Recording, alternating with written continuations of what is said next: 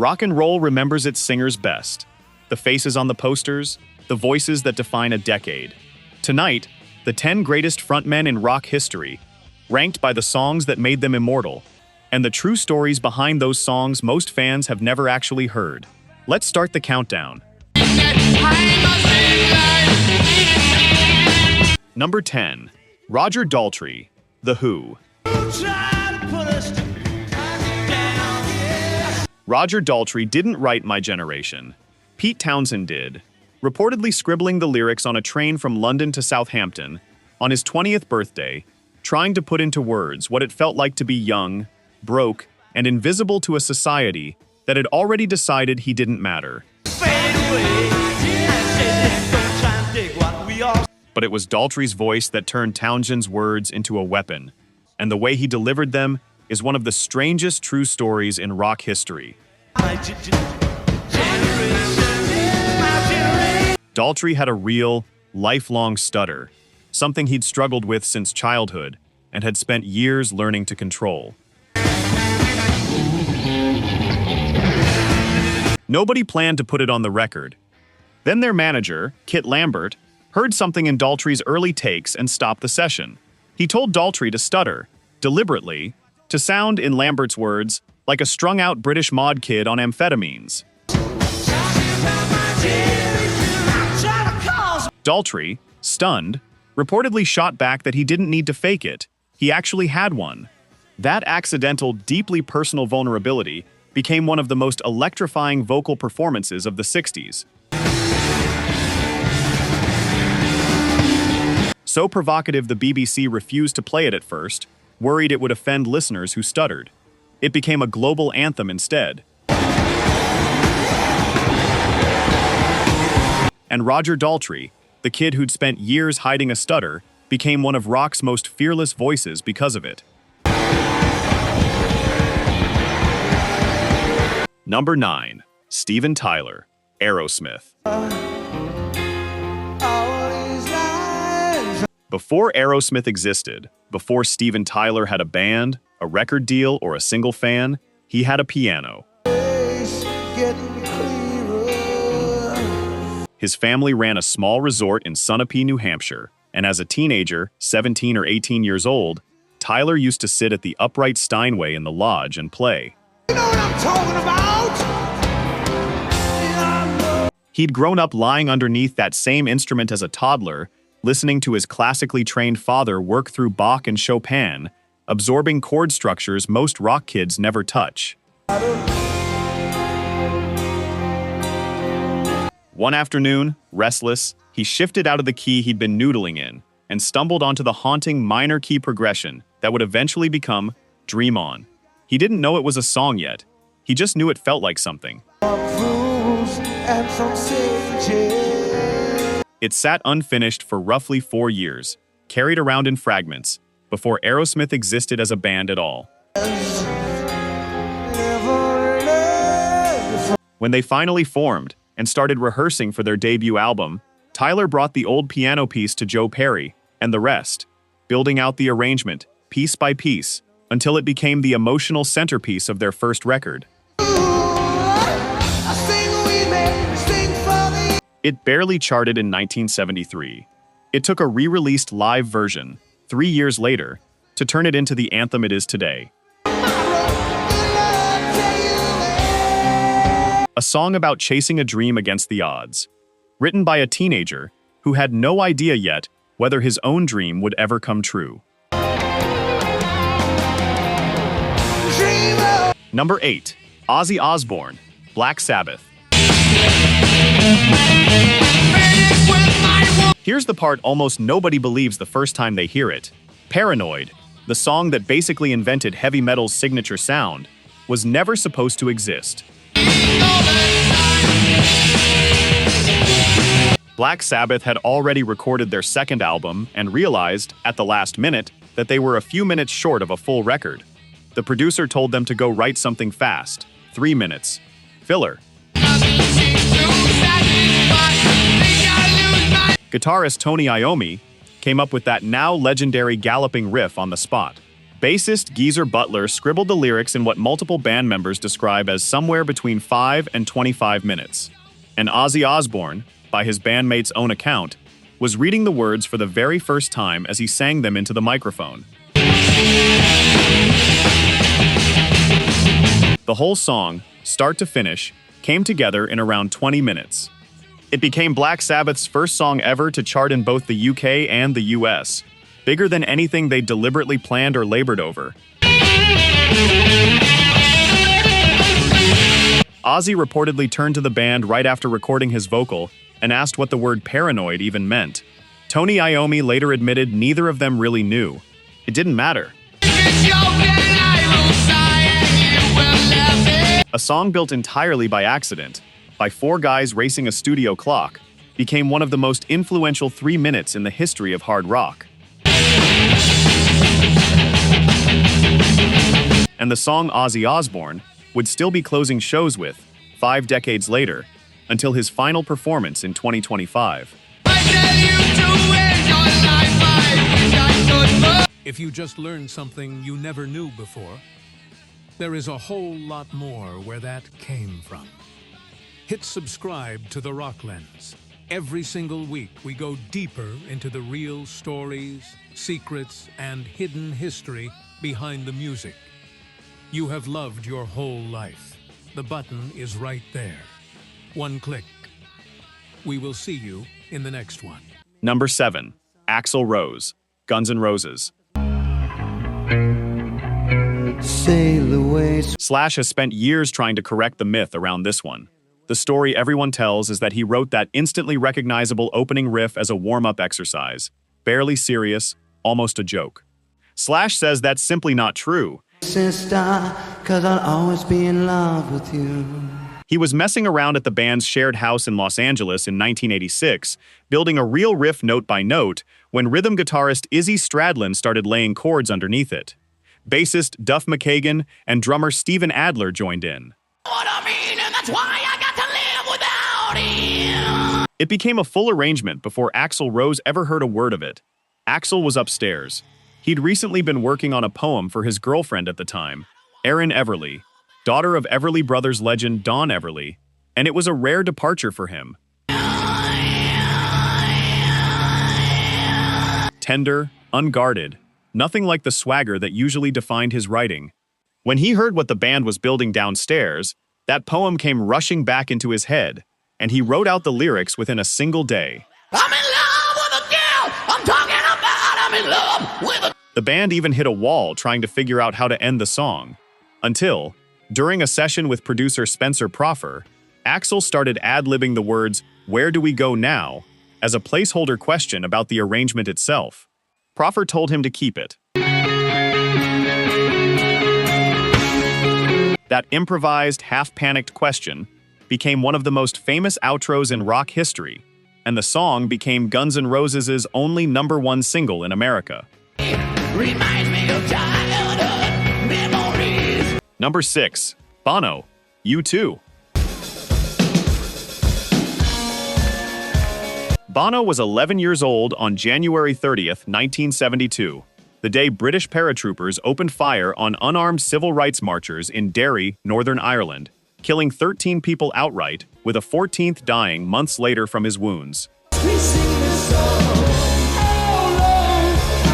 It became known as Bloody Sunday, and it detonated the already fragile conflict in Northern Ireland into a new and much darker phase.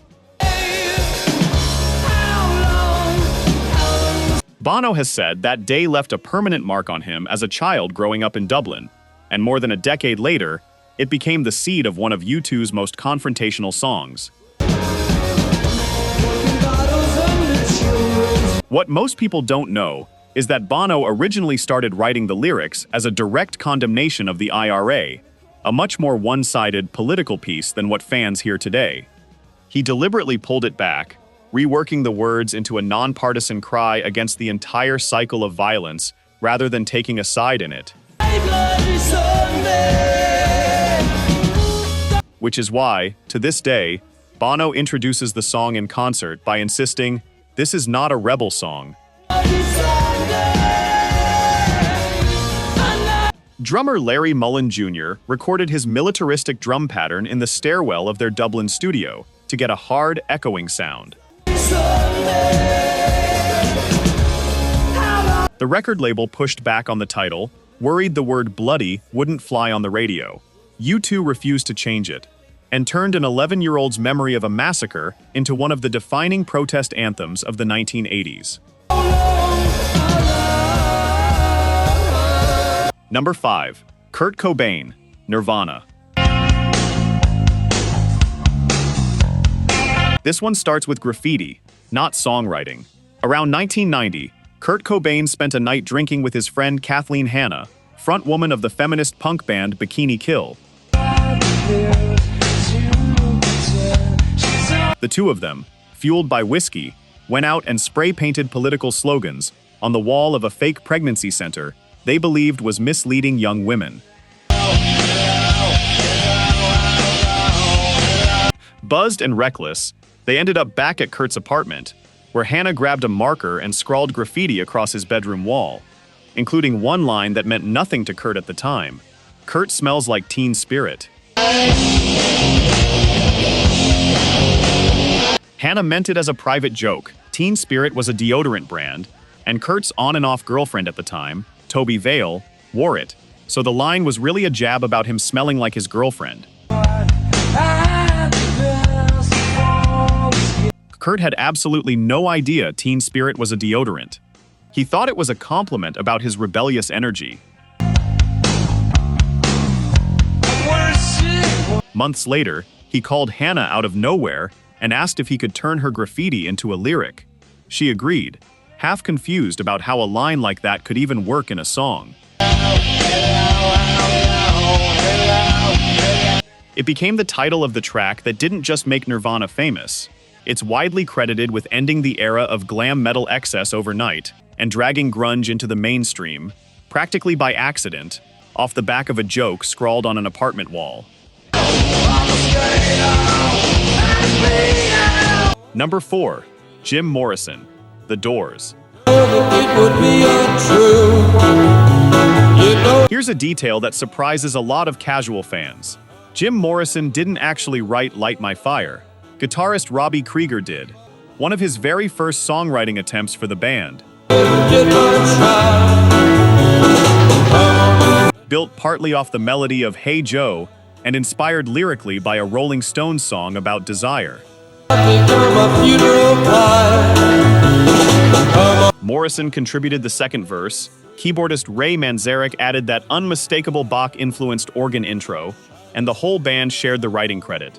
But it was Morrison's voice and his willingness to blow up live television for a single word that turned the song into legend. That September, in 1967, the Doors were booked on The Ed Sullivan Show, the single biggest platform in American entertainment at the time. Producers asked the band to change one lyric before the broadcast, worried a line about getting higher would read as a drug reference on a family program.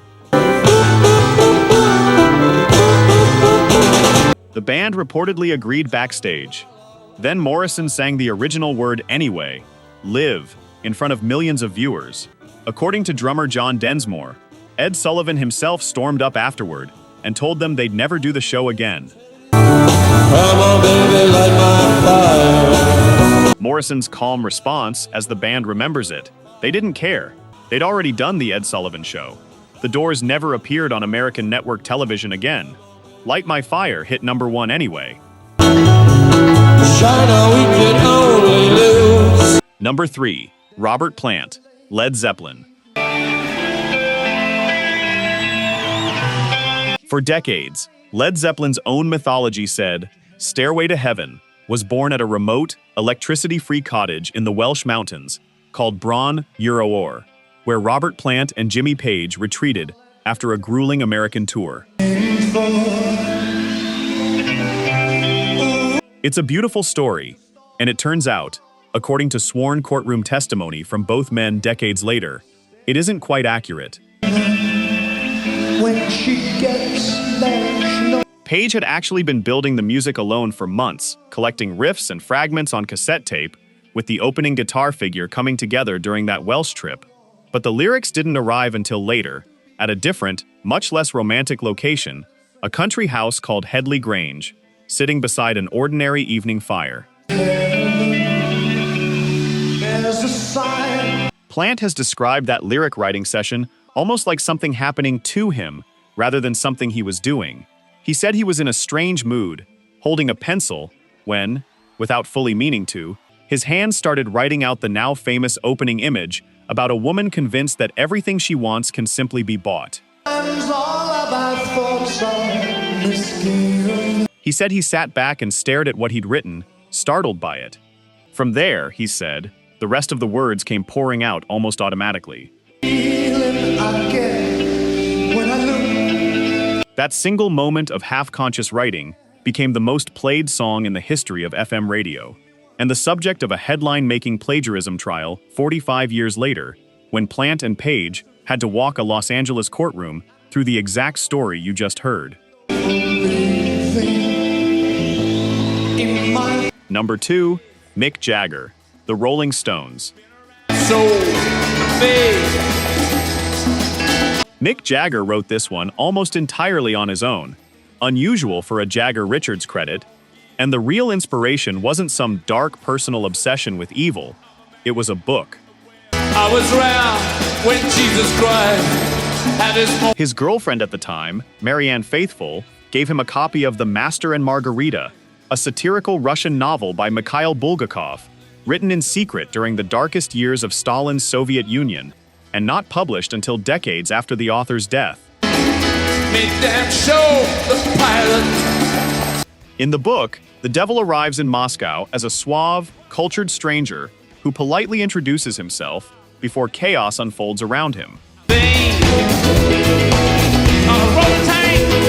Jagger took that exact framing, a devil who is charming rather than monstrous, and reshaped it into one of the boldest character studies in rock history. The song's evolution was captured almost by accident, on film. French New Wave director Jean-Luc Godard happened to be shooting a documentary about London's political unrest in 1968, and he filmed the Stones at Olympic Studios while they were literally building Sympathy for the Devil in real time. Starting it as a folk song, reworking it, eventually landing on the hypnotic samba groove everyone knows today. You can watch that raw creative process unfold on camera. It's one of the only times in rock history a song this iconic was documented, being invented, take by take, on film. A devil narrating centuries of human cruelty, born out of a banned Soviet novel and a French art house camera crew that happened to be in the room. Number 1. Freddie Mercury, Queen. Freddie Mercury had been carrying pieces of this song for years. Guitarist Brian May remembers Mercury showing up with early fragments as far back as the early 70s. Scraps of paper covered in lyrics and instructions like, "Something operatic happens here." By August 1975, Mercury walked into rehearsals with the song essentially finished in his head. Every harmony part already written out, every structural shift already mapped. Even though the song broke almost every rule of commercial radio. No chorus, 6 minutes long. Shifting from a ballad into a mock operatic chorale, into a hard rock climax, and back into a quiet fade. The band spent close to 3 weeks recording just the vocal harmonies alone, layering Mercury, May, and drummer Roger Taylor's voices over and over, reportedly up to 10 hours a day, to build that dense, cathedral-like opera section. Record executives thought it was commercial suicide. Too long, too strange, impossible to trim for radio. Mercury refused to cut a single second of it. An influential Chicago DJ got hold of an early copy and played it 14 times over a single weekend, and by Monday morning, Record stores were flooded with requests for a song that hadn't even been officially released yet. It became one of the best-selling singles in British chart history, and after Mercury's death in 1991, it shot back to #1 all over again. This operatic 6-minute gamble becoming, decades later, the most streamed song of the entire 20th century.